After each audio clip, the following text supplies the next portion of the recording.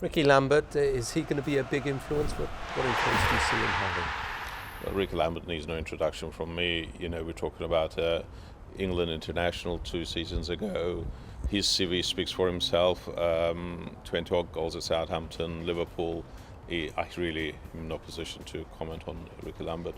What I think he will do is, if you actually look at us as a team and the pool, there is a shape about us. And I think he will bring that uniting factor. First of all, I think he'll help young players improve because of his vast experience and his own culture of enthusiasm and wanting to bring people up. He can score goals, he can hold the ball up. We really are very, very pleased to have Rickie here. Explain to the fans financially what it means having to deal in the window, because they will say that, well, hang on, you've sold a lot of players, you've sold major talent, you've brought in 1 or 2 as well, but under what restrictions are you operating? Well, I think Ken is probably more qualified than I am to talk about the rules governing our industry, and we want to work within those rules. So our P&L, as you know, is not the healthiest in the world, but we are very professional and we are very focused on that. So we had to work within our means, within that. It wasn't the fact that we didn't go and throw money at this. We need to get a healthy club. And to have a healthy club, you have to run it like a business. It's a business that will always be losing money for you. We know that.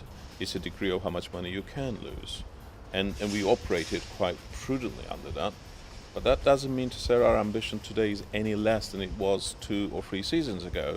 I just believe that we're running this club on a much more professional basis than we have done for a long time.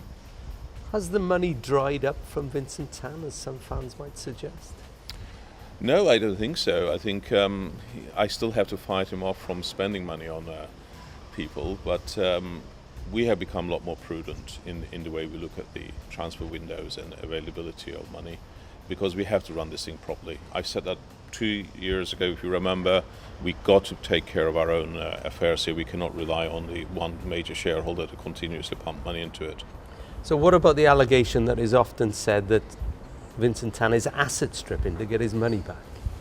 To be honest with you, that's just nonsense, right? I mean, anybody who has an ounce of intellect in understanding numbers, there are no assets that you're going to be stripping off. You know, this club loses a double-digit number a year. We know that is public knowledge. So what are you going to do? Is strip what? Well, maybe they wouldn't understand high finance. So put into perspective, what is he committing to the club? Would the club survive without him? Well, first of all, this is not high finance. This is actually pretty elementary. If you can add up and subtract, I think you'll get to where you want to get to. Without him, we definitely wouldn't exist. Without him pumping money in every year in double digits, this club wouldn't exist. Without his commitment and enthusiasm, we couldn't go out and get the people we want to get. Is he still as committed as he was? Because fans don't see him at games. No, and I like to see him more at games because we like having him here.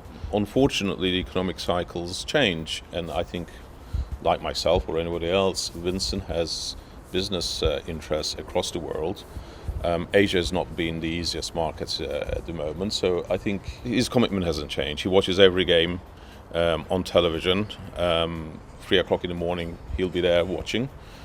Sometimes I wish he wasn't, but he is. He's fully committed to the club. And you can say that with that commitment, he's not trying to get the club in shape to sell it. And can you tell us whether there have been any bids, as has been speculated on social media on times? I mean, really, sometimes I'm sort of amazed where these stories come from. I mean, certainly no one's made a bid to me. If they've done it to somebody else, I don't know.